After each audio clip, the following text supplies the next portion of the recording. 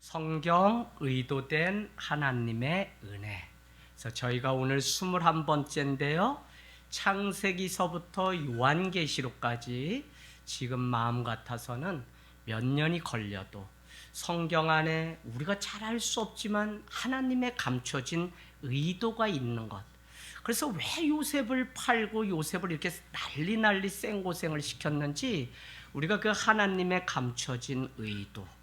그래서 오늘 우리가 이 자리에 왜 있는지, 내가 이 교회에 왜 오게 되었는지 우리는 잘 모르고 그렇게 삽니다. 그럼에도 불구하고 돌아보면 하나님의 감춰진 의도가 그 안에 있었구나 하는 것을 우리가 발견하는 것처럼 성경은 그냥 이야기하는 것이 아니라 하나님이 우리에게 가르쳐주고자 하시는 하나님의 의도가 있다는 사실을 우리가 보기를 원합니다. 여러분, 복음은 틀어진 관계를 회복시킵니다. 그래서 유한겔리온 좋은 소식, 이 복음, 말씀은 틀어진 인간의 관계를 회복시킵니다. 우리가 살아가는데 정말 필요한 게 무엇이냐면 복음입니다. 복음이 와 닿으면 우리 인생에 회복이 있습니다. 그래서 말씀을 알고 말씀대로 살아가고 말씀을 하신 주님을 따라 살아가는 이 시간이 우리에게 너무 중요합니다. 사람들은 이 많은 관계가 틀어지면 이렇게 생각해요. 저 사람이 무슨 문제가 있고 저 사람이 뭘 안 해서, 또 고부간에 뭐 많은 관계들, 사제지간도 깨어지고 부부관계도 깨어지고 다 관계들이 깨어졌습니다. 그런데 많은 사람들은 무엇 때문에 안 된다고 이야기하지만 믿는 우리는 복음 앞에 살아가는 성도는 이 많은 인간이 살고 죽는 과정 속에 생긴 많은 문제는 사실 복음으로 채워지지 않고 복음대로 살아가지 않기 때문에 생긴 문제라는 것을 빨리 깨달으셔야 돼요. 이게 되지 않으니까 자꾸 우리는 대통령이 뭘 못해서도 그렇다 그러고 정치인들을 잘못 뽑았다고도 얘기하고 자꾸 그래요. 그런데 복음이 우리 가운데 와 닿으면 하나님이 이 많은 사건 속에 감춰진 의도가 있는데 여전히 우리를 자라게 하시고 성숙의 길로 인도하시기 위해서 나에게 이렇게 말 못할 아픔을 주시고 이 관계에 어려움을 주셨구나 하는 사실을 깨닫게 됩니다. 그래서 여러분, 이 땅 가운데 우리가 남은 삶이 이제 뭐가 필요하냐면 계속적으로 이 복음이신 예수 그리스도, 복음이신 이 말씀을 그냥 밀어넣어서 어떤 우리 삶의 시험이 찾아오거든 이 말씀이 용수철같이 튕겨나와서 이 복음 앞에 우리의 인생을 다시 한번 세우는 은혜가 있기를 원합니다. 코로나 때문에 도망가야 두려워야 할 필요 전혀 없어요. 바로 지금이야말로 복음 앞에 우리 인생을 이렇게 세워보고 복음으로 다시 한번 우리의 삶을 결단해 볼 수 있는 시간이 지금 이 시간입니다. 벌써 1년이 넘었어요. 그래서 이때 우리가 어떻게 살아가야 되는지를 잘 알아야 되는데 이것을 알지 못하면 우리는 자꾸 그냥 이 복음과는 멀리 도망가야만 우리가 살아갈 수 있는 것처럼 여긴다니까요. 우리 삶의 두려움, 염려, 근심, 외로움, 이 모든 것들이 복음 안에 녹아지면 이제는 하나님의 섭리를 보게 되고 이것조차도 하나님의 뜻이 우리 가운데 역사하고 있는 시간이라는 사실을 우리가 알게 돼요. 어머니 일평생 예수 만나기 얼마 직전까지만 해도 가장 많이 들었던 말이, 강원도에서 하는 말 뭐냐면 다들 모여서 이게 농사 짓고선 마을에 간에 모이면 다 하는 소리가 이거예요. 나처럼 지지리도 복도 없는 년은 나밖에 없을 거래. 남편 복도 없어, 자식 복도 없어, 뭐 캐는 게 뭐가 되는 게 없대. 근데 예수를 믿으니까 나같이 하나님의 복을 누리는 사람이 없다는 사실을 비로소 깨달아야만 우리는 하나님을 믿고 복음 가운데 우리의 인생의 마지막을 정말 행복한 삶으로 바꿔갈 수 있는 은혜가 있다는 것입니다. 살아가면서 가장 힘든 것이 무엇일까 생각해 봤습니다. 그것은 인간적인 관계 같아요. 왜요? 교회를 와도 인간이 모여 있는 곳인데 이 인간은 누구냐? 죄 많은 인간입니다. 그래서 그냥 이 인간들이 모인 그곳에는 사실 사랑한다고 모였지만 이 교회조차도 문제가 있고 막 한 것을 보면 가정이 무너지고 학교가 무너지고 사회가 무너지는 것은 아무 일도 아니에요. 왜? 교회조차도 무너지는데요. 그래서 이와 같이 인간관계가 너무 힘들기 때문에 이 관계를 극복하려면 주님의 이 말씀, 이 복음이 우리 가운데 찾아와야 됩니다. 여러분, 목회 그냥 해요? 제가 지금 목회를 이렇게 개척하고 키가 몇 센치가 줄었냐면 2cm가 줄었어. 웃는다. 목사님, 그래요. 저는 밥 먹어도 키가 안 커요, 지금. 그렇게 기도해도 키가 안 커요. 승진이, 너는 키가 크니? 커요. 승질 나게 하네, 제가.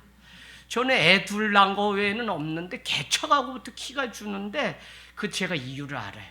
왜 그러냐면 그냥 목회해보니까 사람들 숲에 들어가니까 사람 연구는 되는데 얼마나 뭐 승질이 나는지 내 힘으로는 이 목회를 못해요. 그래서 승질 나고 여기서 분이 나고 막 하니까 머리에 스팀이 도니까 어떻게 해요? 키가 자꾸 작아져. 머리가 이거 지금 파마해가지고 제법 길었는데 며칠 상간에 제가 그죠? 또 미용실까지 잘못 들어갔어. 그랬더니 무슨 삼촌을 만들어놨어 이렇게. 그래서 빨리 머리가 좀 자랐으면 좋겠는데, 아니 뭐 바뀌는 게 아무것도 없어. 머리 자르면 좀 뭐 새로 하진 했는데 안 바뀌어.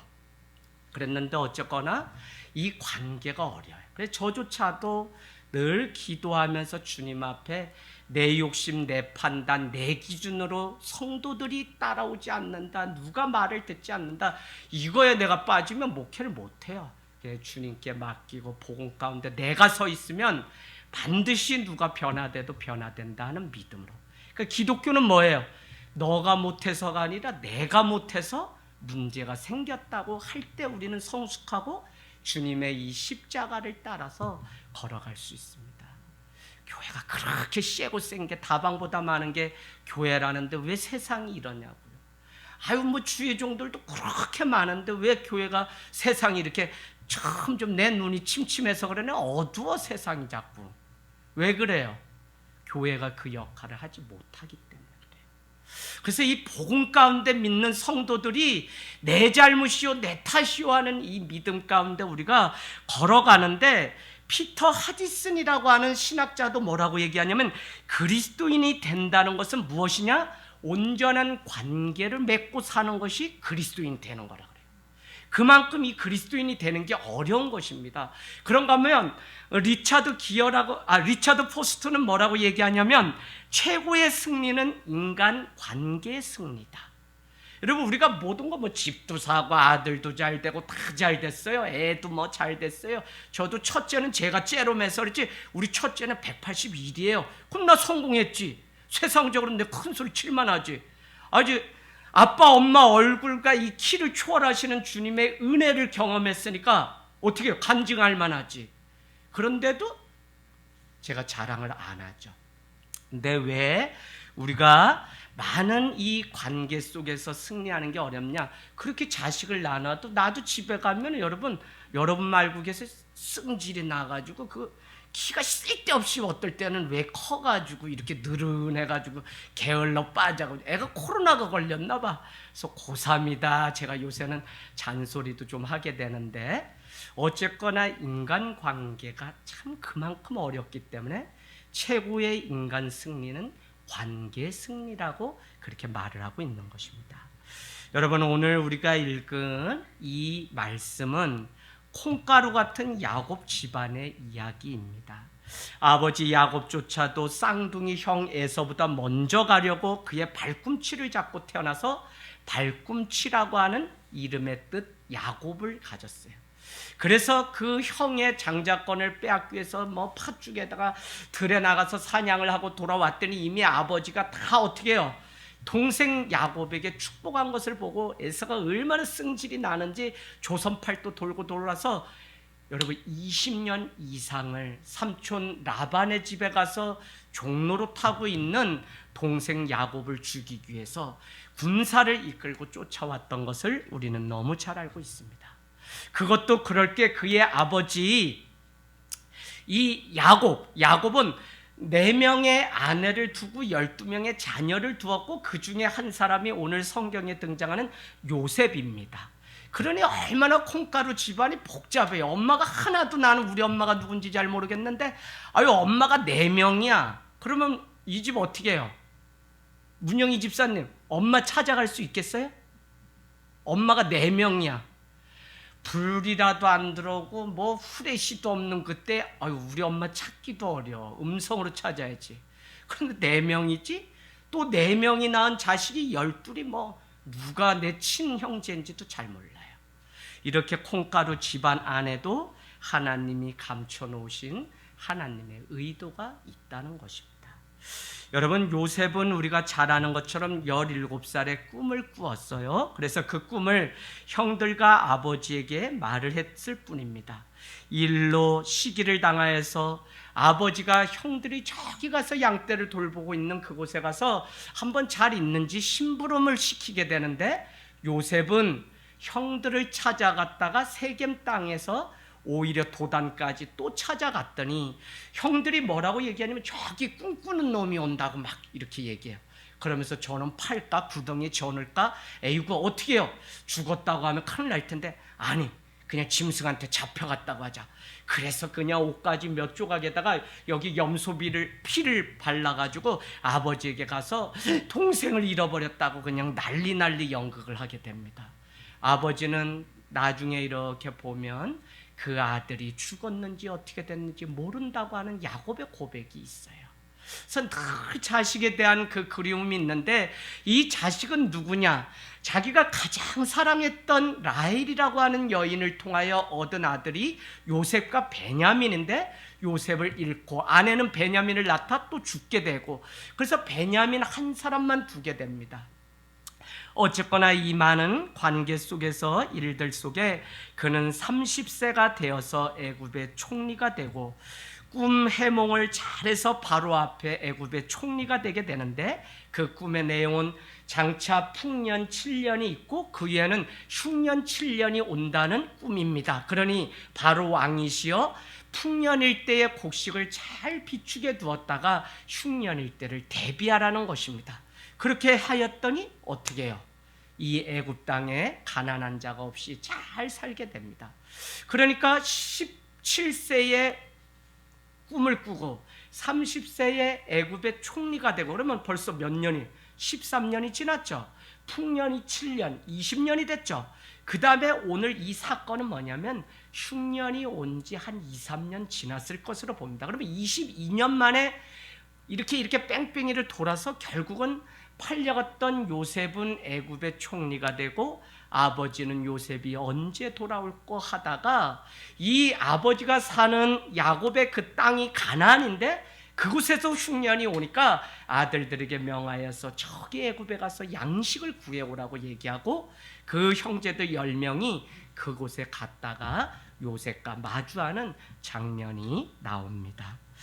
여러분 어쨌거나 그 많은 과정 속에서 아버지는 다 보내도 12명의 자녀 중에 요셉은 어떻게 됐는지 모르고 11명이 남았잖아요. 그러나 그는 라헬을 통하여 얻었던 베냐민은 보내지 않고 10명의 사람들을 보내게 됩니다. 살아가는 것이 어려운 것은 우리가 정말 누구인지에 대해서 늘 내 삶을 증명해내는 것이 너무 어렵습니다. 여러분 내가 잘 살고 있는지 증명해야 되고 내가 지금이야말로 이 코로나 때 진짜 신앙인인지 아니 우리 교회가 진짜 그리스도의 사랑으로 준비된 교회인지 지금 아니면 증명할 길이 없습니다. 그래서 우리 믿는 자는 그냥 눈이 오나 비가 오나 하나님 앞에 기도하고 예배하고 세상 가운데 우리가 또 하나의 이 말씀의 증거라는 사실을 놓치지 않고 나가서 살아내야 되는데 욕을 모르니까 막 그냥 조선팔도 욕하고 승질 난다고 싸우고 막 그거 우리 지는 거예요. 여러분 이때 내가 진짜 하나님의 사랑을 닮은 사랑이구나 라고 하는 사실을 주님과 세상 앞에 증명해내는 그 믿음의 때가 되기를 원합니다. 여러분 어쨌거나 야곱 아버지의 소원대로 양식을 구하러 애굽에 10명의 사람들이 갔다가 애굽의 총리가 된 요셉을 12년 만에 아우를 만나게 됩니다. 요셉은 지난주 우리가 말씀 43장 2장을 통해서 보았던 것처럼 형들의 얼굴을 딱 맞이하게 되고는 어떻게 해요? 자기의 친형제인 것을 알게 돼요. 여러분 그리움으로 산다는 걸 여러분은 어떤지 모르겠어요. 저는 이 공동체라고 우리 교회를 늘 가족이라고 이야기하는데 아유 이 교회 뭐 저만 덩그러니 지키면 뭐예요? 그래서 예배가 왜 그립고 늘 까먹. 그래서 이 목회가 뭐나 했더니 맨날 허구한 날 기다리는 일이야.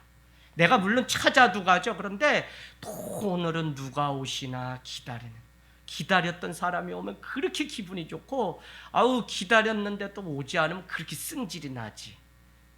할렐루야. 문영희 집사님 얼마나 기다렸는지 몰라요. 보고 싶었다고요. 어머니 보고 싶었다고요. 좀 사랑 좀 표현해 주세요.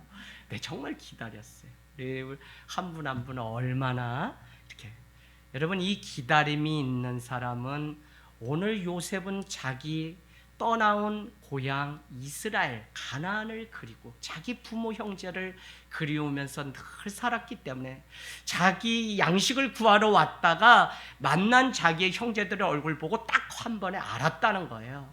그런데 어떻게 돼요? 형제들은 이 요셉을 보고도 애굽의 총리로만 알지 그들이 예전에 팔았던 이 요셉이 아직도 살아있을 거라는 생각을 전혀 못했기 때문에 알아보지 못했다는 겁니다. 그래서 누가 큰 사람이냐? 그냥 보고 싶고 이 안에 사랑이 많고 또 늘 그리움으로 사는 사람이 제가 우리 장혜자 집사님이 권사님 막 뭐 이번 주에 이렇게 오시니까 동갑이세요. 그런데도 차 타드리고 싶고 막 어떻게 해서라도 나는 솔직히 권사님 만난 첫날 우리 집사님이 너무 좋아가지고 탑동으로 우리 집에 가서 같이 자자 그럴 줄 알고 나 걱정을 얼마나 했는지 몰라. 나 권사님 진짜 못 돌아가는 줄 알았다니까요.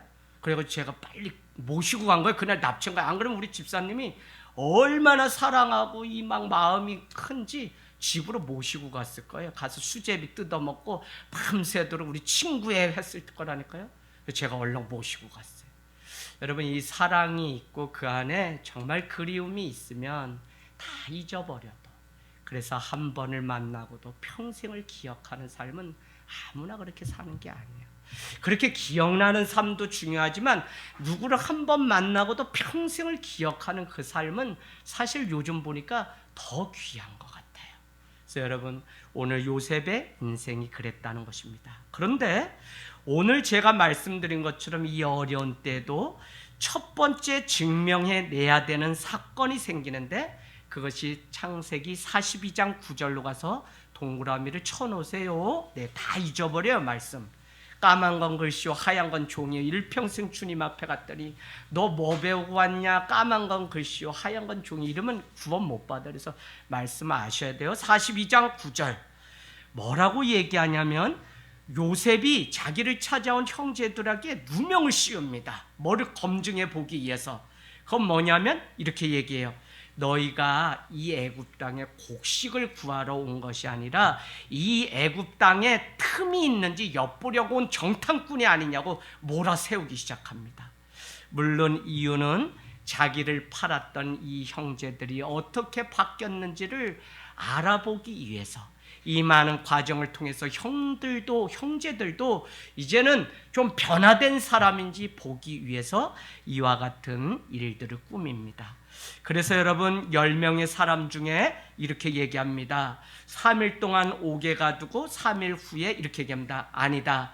너희들은 곡식을 가지고 내 아버지가 기다리고 있는 가나안으로 돌아가라. 그 대신 한 사람을 옥에 가두는데 그의 이름이 시므온이고 너희가 반드시 이번에 갔다가 이 시므온을 건져내고 너희가 정탐꾼이 아니라는 증명을 해내야 되는데 그러려면 너희 피부치 유일하게 데려오지 않았다고 하는 베냐민을 데리고 다시 이곳으로 돌아와야 된다는 거예요.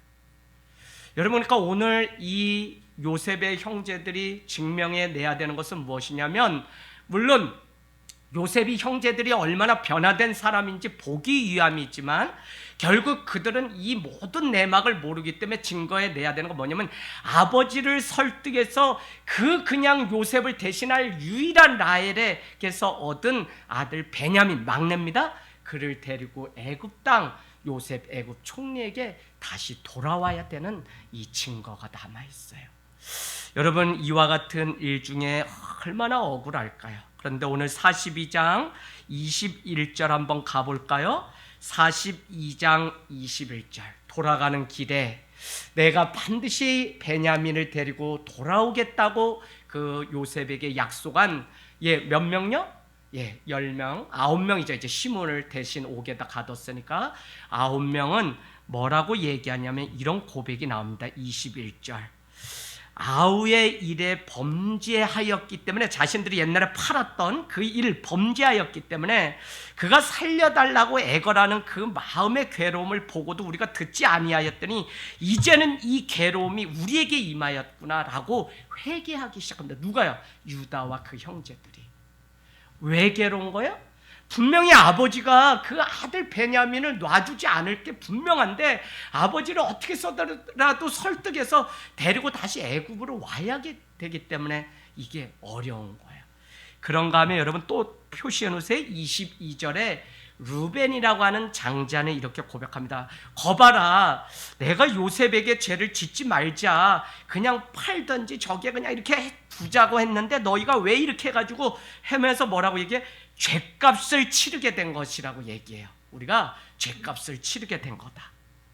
여러분, 그들은 첫 번째 이 사건을 통해서 자기의 잘못이 무엇인지 보기 시작했다는 것입니다. 오늘 요셉이 자기의 친형제인 것을 알고, 그렇구나, 내가 요셉입니다, 빨리 양식을 가지고 와서 아버지를 그냥 산의 진미를 해드리십시오, 이렇게 할 수 있음에도 불구하고 그는 하나의 이 작전을 짜서 이와 같이 얼마나 변화되었는지 그들이 스스로 진실한 사람이라는 것을 증명하도록 했다는 거예요. 여러분, 그리스도인이라는 건 뭐라 그랬어요? 그들이 정말 예수 그리스도를 믿고 살아내는 그 삶의 증거가 있기 때문에 안디옥의 그 사람들이 그들을 향하여 비로소 그들을 그리스도인이라 불려줬다는 거예요. 내가 그리스도인이다, 내가 교회 다니는 교인입니다가 아니라 다른 사람들이 우리의 삶을 보고 우리가 스스로 증명해내는 그 삶을 보니 당신은 믿는 사람입니다, 다른 삶을 사는군요 라고 얘기한 게 뭐냐면 그리스도인이라는 단어라는 것입니다. 그래서 여러분, 지금 우리가 정말 당신은 교회 다닌 사람이군요, 정말 당신은 예수를 믿는 사람이군요 라는 사실을 우리가 증명해내야 돼요. 자꾸 우리 안 알아준다, 세상이, 정부가 믿지 않는 사람이 교회만 핍하고 욕한다, 그런 얘기 할 필요가 전혀 없어요. 그럼 뭐 해야 돼요? 내가 정말 이때야말로 사랑이 많은 교회요, 사랑이 많은 그리스도인들요, 무엇이든지 다 용서할 수 있는 사람이요 라고 하는 그리스도인은 뭔가 다른 사람이라는 것을 우리가 증명해내면 세상이 인정해 주는 것이지, 우리는 자꾸 그럴 필요 없어요. 물론 이 안에서는 승질이 막 나지, 왜 나만 이 억울함 당하나. 그럼에도 불구하고 우리는 이때야말로 침묵하고 주님의 말씀 앞으로 돌아가서 이게 다 내가 잘 살아내지 못해서 이런 일을 당하는구나 라고 우리는 믿음으로 고백할 수 있는 은혜가 있어야 된다는 것입니다. 여러분, 곡식을 가지고 돌아가 보니 거기에는 양식뿐만 아니라 자루에 돈이 들어 있었습니다. 결국 그것이 나중에 문제가 될 것 같아서 그들은 애굽으로 다시 두 번째 베냐민을 데리고 아버지를 설득하고 갈 때 43장 11절에 가보세요. 43장 11절 표시해 놓으세요. 감사의 인사로 아버지 야곱은 그 애굽의 총리에게 감사의 인사로 너희가 받은 돈과 갑절의 돈과 함께 뭐를요? 오히려 가나안의 이 땅에 아름다운 소산을 그릇에 담아서 갈 뿐만 아니라 유향 조금, 꿀 조금, 향품 조금, 모략 조금, 그래서 유향나무 열매와 감복숭아를 예물로 가지고 애굽으로 돌아가라고 아버지는 자기의 자식들에게, 베냐민이 이끌고 가는 자식들에게 말을 하고 있습니다. 또한 약속했던 것처럼 베냐민이라는 막내 동생을 데리고 애굽으로 갑니다. 그곳에 갔더니 요셉은 자기의 친형제였던 12 중에도 라헬을 통해서 낳은 유일한 형제는 요셉과 베냐민밖에 없는데 그 친형제가 온다는 그것이 얼마나 기뻤는지 짐승을 잡고 막 사람을 불러서 잔치를 열기 시작합니다. 그러고는 43장 30절에 여러분 표시를 해놔 보실래요? 30절. 아우를 사랑하는 마음에 베냐민을 보고는 요셉이 마음에 복받쳐서 울 곳을, 울음을 보이면 다 티가 나니까 울 곳을 찾아서 어디로 갔다고요? 안방으로 가서 그냥, 여러분 이 사내가 울음을 못 참아서 이거 숨었다면 이거 정말 감동적인 거예요. 여러분 제가 예수를 믿고 정말 아버지를 용서하고 하면서 달밤에 두 남자가 손을 잡고 울었던 사건이 있습니다. 그럼 뭐 지금 좋냐? 지금도 뭐 승질나면 아버지는 내 인생에 왜 이렇게 태클을 거세요? 뭐 이러죠. 그러면서도 지금도 야 하나님이 보시면 달밤에 두 남자가 나와서 저게 뭔 생쇼를 손을 잡고 아버지 사랑합니다. 아버지도 아들아 정말 너를 사랑한다. 네가 주의 종이 된 것을 이제는 난 축복하기로 했다 하면서 교회 다니시면서 이제는 봉순이 봉녀 봉자 다음에 그냥 절간도 날 들면서 아들 낳는데 이놈의 새끼가 그냥 목사가 돼가지고 세상 이렇게 살이 얼마나 승질이 나고 속이 상했는데 근데 아버지가 많은 사건을 통해서 이제 저를 인정해주고 그래서 다 용서하는 사건이 있었습니다.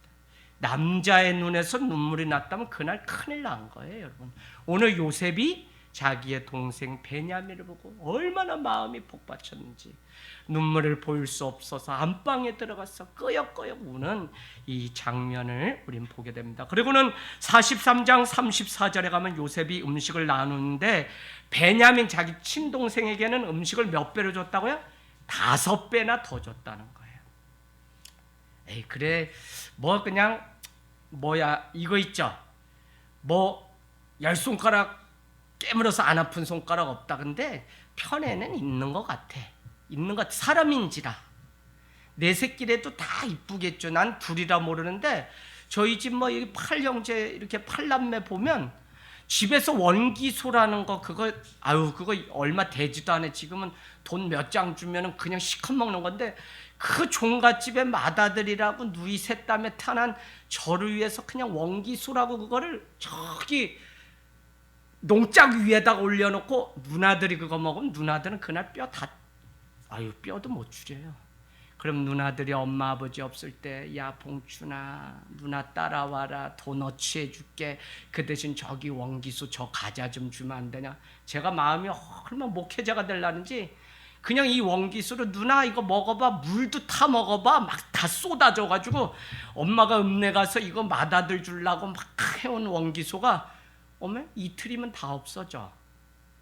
그러면 그냥 엄마는 그냥 보지도 않고 이미 덮어놓고 요놈을 갓나들이 그냥 애 어린애를 또 꼬드겨가지고 요 원기수 니들이 다 먹었지 아가리 벌려라 막 그러면서 그냥 그러면 그냥 제가 누나들이 너무 불쌍해. 그 옛날에도 아니야 엄마 내 배봐 내가 다 먹었어.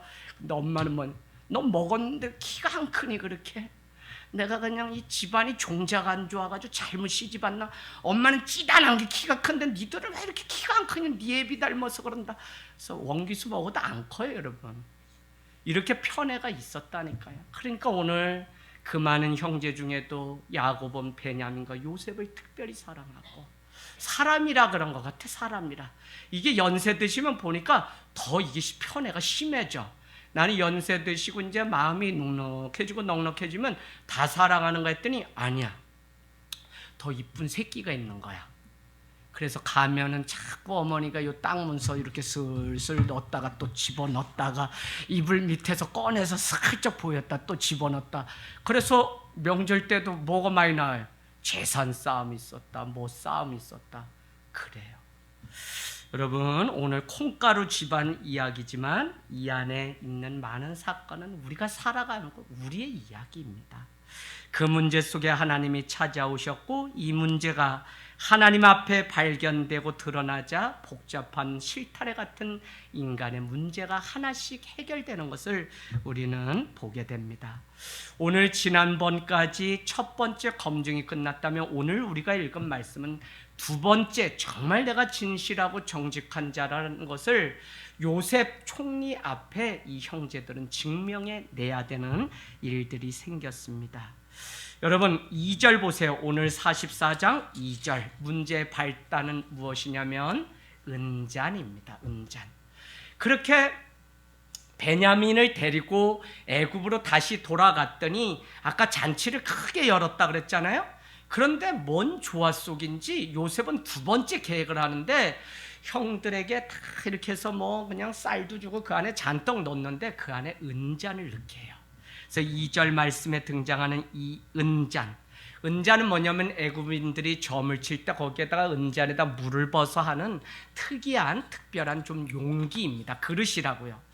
그런데 요셉은 점을 치는 사람이 아님에도 불구하고 나중에 보면 뭐라고 얘기하냐면 이렇게 얘기합니다.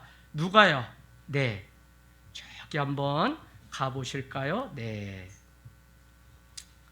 자, 어디에 나와 있냐면 네.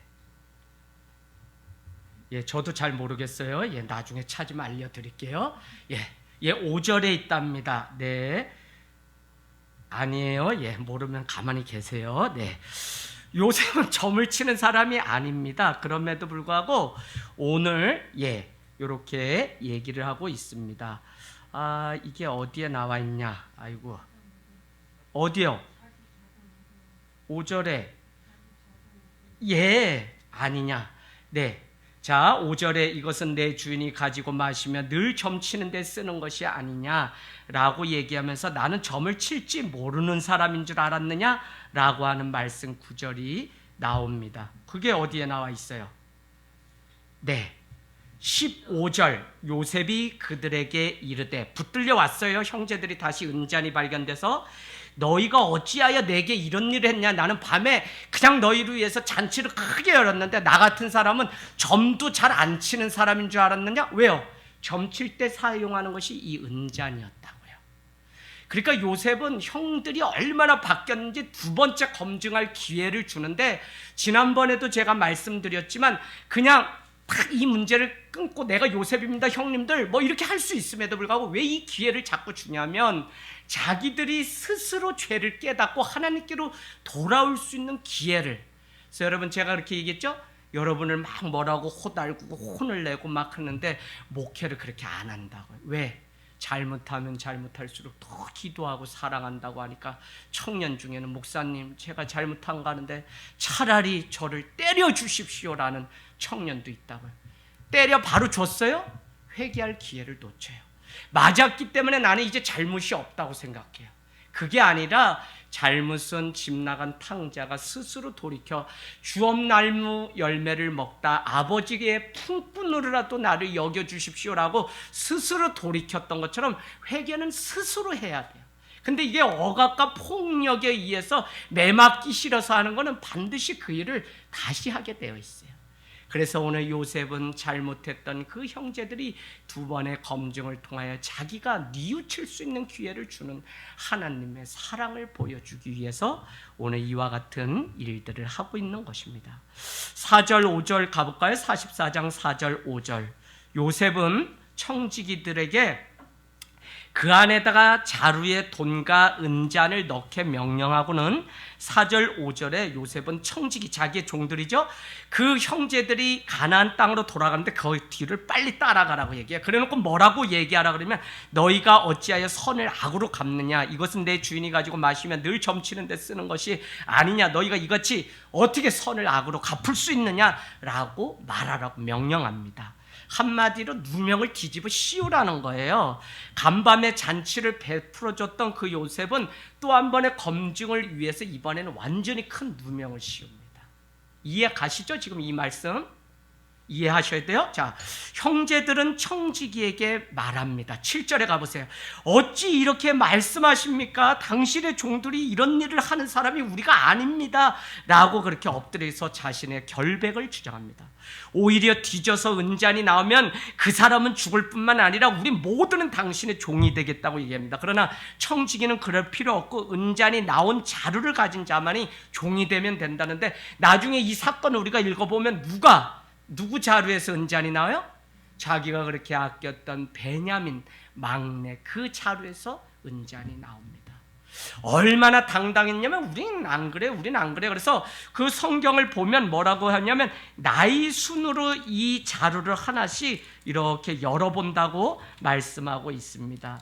그래서 나이가 많은 루벤부터 쭉 이렇게 하는데, 아니 문제가 하나도 없어요. 그래가지고 이제 우리는 누명을 벗었다 하는데, 막내 동생이었던 더구나 이 베냐민, 요셉이 데리고 오라 그래서 데리고 갔을 뿐인데 이 베냐민의 자루에서 은잔이 나왔으니 이들은 마지막에 완전히 침울해서 이 일은 여러분 위기가 생기고 정말 먹고 살기 힘들고 뭐 일제시대고 우리가 다 막 이렇게 6.25 때 보면 사랑한다고 해도 내 삶에 내 목에 칼이 들어오면 이웃을 신고하고 이웃에 막 모함하고 했던 것을 우리는 알아요. 그만큼 어려움이 찾아올 때 진짜가 누구인지, 진짜 누가 내 친구이고 진짜 누가 내 벗인지가 다 드러난다니까. 그만큼 오늘 위기 상황이 왔는데 요셉이 보고자 했던 것은 무엇이냐?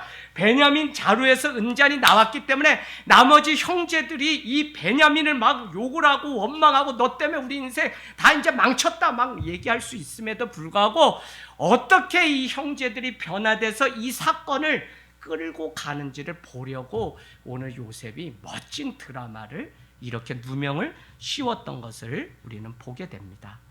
여러분 한번 15절 어찌하여 이런 일을 행하였느냐, 나 같은 사람이 점 잘 치는 줄 알지 못하였느냐. 여러분 불만이 베냐민에게 다른 형제들은 막 이렇게 몰릴 수 있어요. 그런데 요셉의 의도는 뭐냐? 꼼짝 못하게 자기 혈육이었던 베냐민이 이 억울함을 당했을 때 자기를 팔았던 이 형제들이 베냐민에게 어떻게 하는지를 보기 위해서 베냐민을 궁지에 일부러 몰아넣었다는 거예요. 이해하시겠죠?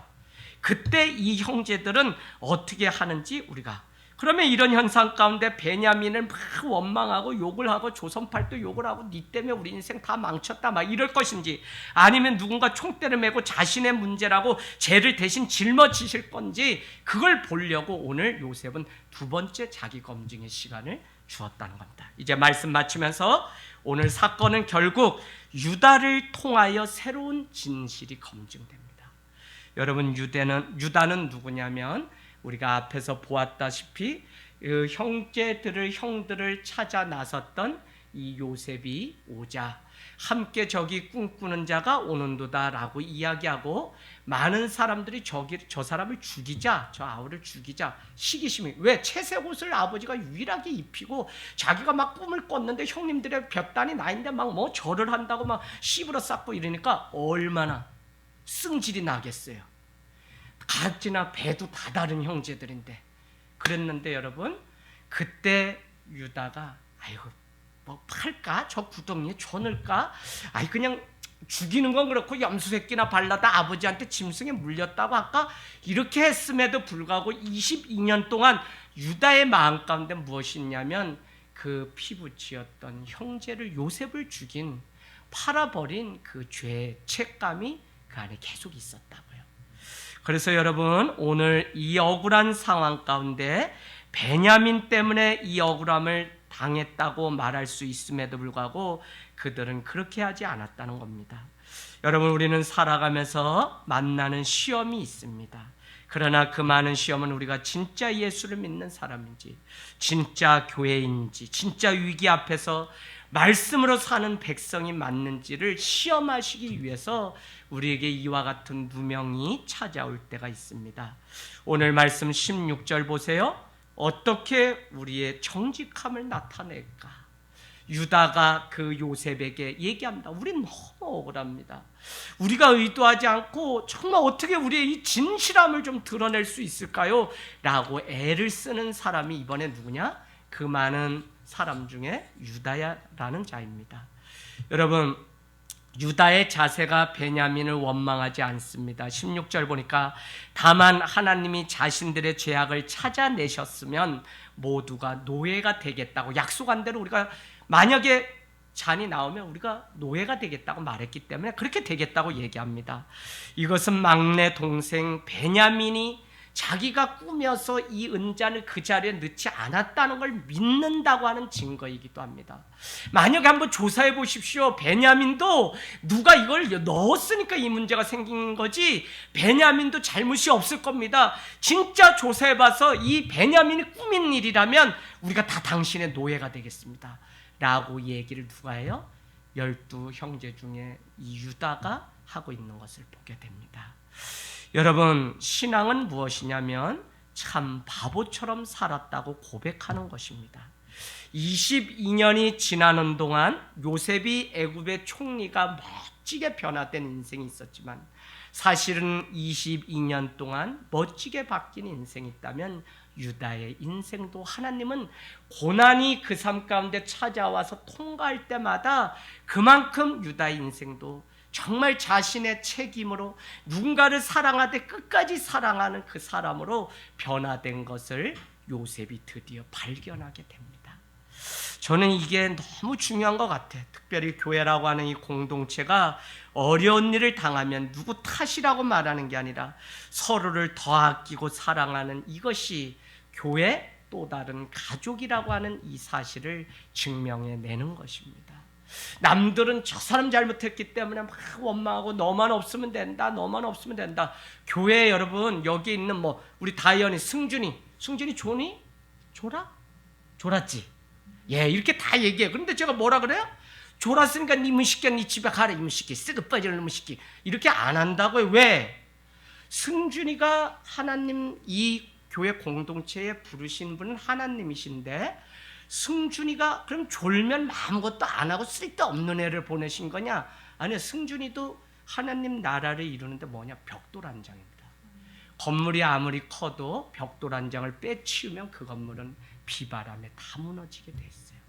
누군가의 단점을 보는 게 아니라 그 사람의 장점을 보고 그 단점을 보면 내 모습이고 내 아픔이고 내가 덜 기도해서 내가 저 사람을 더 사랑하지 않아서 라고 말할 수 있는 공동체는 이 교회여야 된다고요. 근데 세상에 가서 통반이야. 나 통반장 하래. 아파트에 나 대표 해주고도 싶거든요. 해주는 게 아니라 섬길 수 있는 좋은 기회잖아. 목사도 하면 어때요? 근데 그거 조선 팔도 욕 다 먹고 해도 그냥 욕 먹고 해다가 괜히 욕 먹고 그냥 더 그럴 것 같아서 말았어요. 그래서 안 하기로 했거든요. 자, 근데 욕 먹으면 그럼 필요 없냐? 아니요. 이 욕 먹어도 우리는 그 사람을 하나님 나라에서 더 귀한 자로, 더 요긴한 자로 여기면서 그래서 기도하고 기다려주고 원망이 아니라 에이구, 내가 기도가 부족하지. 내가 더 깨어있지 않아서 대한민국이 이렇게 어둡지. 교회가 좀 이렇게 좀 다른 삶을 살아야 되는데 이렇게 자꾸 삿대질을 하고 누구 잘못이라 그러고 대통령도 머리 아파요. 그거 여러 얘기 다 어떻게 맞춰. 그냥 우리가 기도할 수 있는. 그래서 윗물이 맑아야 아랫물이 맑다. 요 권사님 어디서 들은 얘기예요? 속담이죠. 속담 세상 이거랑 교회 이거랑 안 맞아. 성경이 뭐냐? 네가 변해야, 네가 죽어야 위로 깨끗해진다는 건데 자꾸 우리는 이거 믿고서 예수가 죽어서 우리가 살았잖아요. 예수 한 사람이 죽음으로 내가 한 사람이 죽어야 가정이 서는데 우린 자꾸 뭘로 하냐면 아버지가 똑바로 안 살아서 대통령이 국회의원 주문 시키도 이제는 안 뽑는다. 썩어빠지 돈 다 왜 저 사람들 줬냐. 계속 하니까 나라가 발전하는 게 아니라 계속 그지. 또 뉴스에 보니까 선생님, 졸업생이 선생님 어떻게 하십시오. 사회운동을 좀 하는 선생님 골탕 먹이려고 졸업생이 벼름 싸게 이게 벼락에 그냥 플랜카드를 간밤에 가서 했는데 선생님이 자기 명예훼손이라고 자기 제자를 신고했어. 그냥 우린 상상을 못하는 일이 막 생겨요, 여러분. 내가 잘못한 거예요. 우리 교회가 잘못한 거예요. 우리 교회는 더도 말고 여기 골목만 잘 환하게 눈 오면 뭐해? 넉가래가지고 1등으로 저 위에 도서가 나고 여기까지 한 번만 갔다 오면 돼. 눈. 사람들이 뭐 계속 눈 쌓였다고 교회가 뭐 안 했냐 그런 것도 아니야. 그냥 내가 슬슬 끌고 저 위에 끌고라는 게 뭐 있어. 그냥 이렇게 썰매 끌고 쭉 가면 아파트 사람들이 막 와가지고 목사님 이런 일을 왜 하세요? 막. 난 그냥 저 위에 운동 삼아 끌고 갔다 왔을 뿐인데 그냥 그래서 저기 목사님 이상한 분이야. 괴짠괴짠데 눈도 여기 골목을 20분 만에 아래 위에 사람 다니는데 애기들 데리러 오는 유모차 끌고 엄마들이 오면 또 한 번 더 밀어드려요. 교회 뭐 어우 하늘 땅 교회만 같으면 뭐 난 다 다니겠대. 그런 사람이 몇만 명 되는데 아직까지 안 와서 문제지. 우리 교회 곧 부흥합니다. 그래서 여러분 준비하셔야 돼. 몇만 명 지금 예약해놨어요. 자, 그래서 원망이 아니라 오늘 성경을 통해서 요셉은 왜 자꾸 이 기회를 주냐?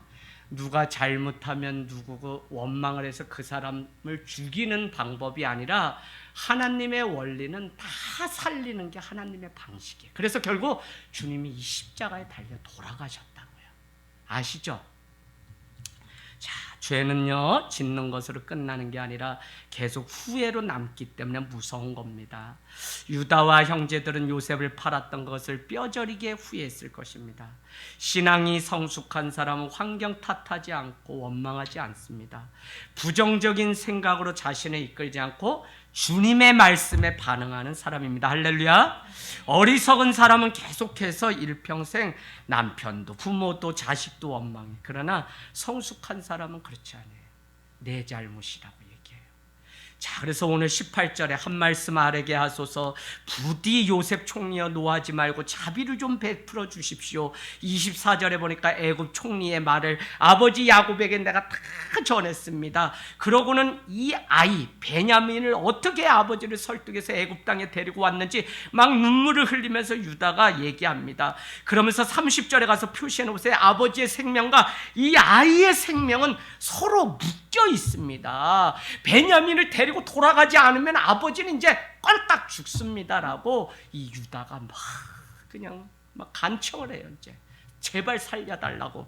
그러면서 여러분 저기 한번 가보실래요? 33절 31절 아버지가 아이가 없음. 베냐민 얘기하는 거예요. 베냐민이 없음을 보면 죽을 겁니다. 분명히 죽을 거예요. 우리가 다 알아요. 자, 그러고는 33절에 한 가지 마지막 감동적인 이야기를 유다가 하는데 뭐라고 얘기하냐?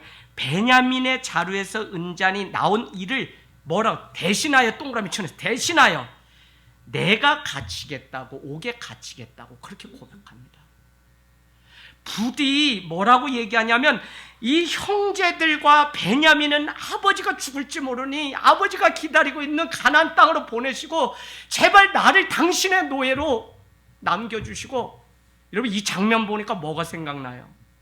예수님이 생각나야 됩니다. 누가 생각나요? 아브라함이 그 아들 독자 이삭을 하나님께 드리려고 하니까 숲풀에 걸린 어린 양이 대신 거기에 기다리고 있다고요. 그래서 양이 죽어짐으로 이삭은 구원받고 다시 아버지 손을 잡고 돌아오잖아요. 오늘 바로 유다가 그 예수님의 족보에 올랐던 그것은 무엇이냐면 그가 예수님의 하실 일을 미리 예표했는데 그게 뭐냐? 내가 죽어야만 다른 사람이 살 수 있는 이것을 유다가 보였기 때문에 점차 45장 다음 주에 볼 그 말씀에는 형님들 근심하지 마소.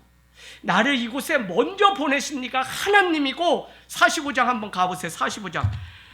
요셉이 너무 감동을 받아서 다음 주에 나누겠지만 45장 5절 요셉이 드디어 이제 내가 당신의 동생 요셉입니다라고 밝히면서 4절 끝에 보세요. 이르되 나는 당신의 아우 요셉이니 당신들이 애굽에 판 사람이 여기 있는 나입니다라고 고백하고는 당신들이 나를 이곳에 팔았다고 해서 근심하지 마소서. 애굽의 총리가 됐잖아요. 한탄하지 마소서. 하나님이 생명을 구원하시려고 나를 당신들보다 먼저 보내셨습니다라고 고백해요. 여러분 상처는 어떻게 회복되는 거냐면 하나님이 이 사건 뒤에 하나님이 숨겨진 의도, 하나님의 뜻, 하나님의 섭리, 하나님의 간섭하심이 있었다는 사실. 그러면 더 이상 내가 이 집에 시집 와서 이렇게 쇠가 빠지게 고생하고 이 집에 지지리도 가난한 이 집에 자식으로 태어난 거, 이런 상처들 있잖아요.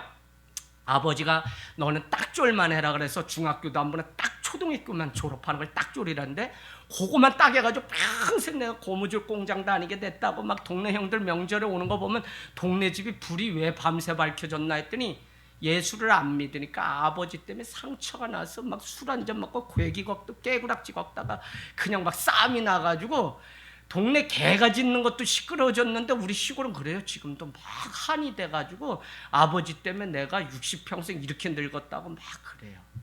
여러분, 빨리 예수 믿어야지 복음이 들어와야지 가정의 이 복잡한 원망과 상처가 끊어집니다. 그건 우리도 그래요. 오늘 유다가 복음이 그 안에 들어오는 인생이 되니까 드디어 요셉 애굽 총리요, 베냐민과 그 우리 형제들은 아버지가 기다리는 그곳에 가야 됩니다. 그렇지 않으면 베냐민이 없음으로 인해서 아버지가 죽습니다. 그러니 내가 당신의 영원한 노예가 될 테니 나를 불모로 두고 우리 형제들은 제발 보내주십시오. 예수 그리스도가 우리 한 사람을 살리기 위해서 십자가에 달려 돌아가심으로 우리가 오늘 구원을 얻은 것입니다. 사순절 예수님의 발자취를 따라서 예수님의 삶과 사역과 죽음, 그러나 그것으로 끝난 것이 아니라 예수님은 우리를 대신하여 다시 부활하셨고 다시 구원의 길을 내셨다는 것입니다. 우리가 믿는 기독교 째째하지 않아요. 지금 억울해요. 지금 누명 써요. 지금 그냥 나만 이렇게 사는 것 같아요. 그런데 여러분, 주저앉지 마세요. 정말 말씀으로. 여러분, 오산에 있는 교회들 위해서 기도 많이 하세요. 가다 간판하면 손 얹고 기도하세요. 이 교회가 말씀으로 복음으로 좀 성도들이 살고, 아니 말씀으로 좀 일어나야지 뭐 그래야지. 6.25 나고 무슨 뭐 그냥 코로나면 뭐 지하 땅굴 파서 라면 사가지고 그냥 땅굴에 다 숨는 거 교인들이야. 성경이 그렇게 얘기해요? 전쟁 나면 여기서 기도하고 여기서 무릎 꿇고 여기 이 땅에 하나님의 평화가 임할 수 있게 기도하는 사명이 우리에게 있는데, 다 먼저 도망가는 사람이 누군지 아세요? 목사님들이 먼저 도망가요. 그러니 이게 되게 생겼어요. 여러분, 정말 주님의 마음으로 여러분이 대신 십자가를 지고 걷는 은혜가 있기를 원합니다. 할렐루야, 할렐루야.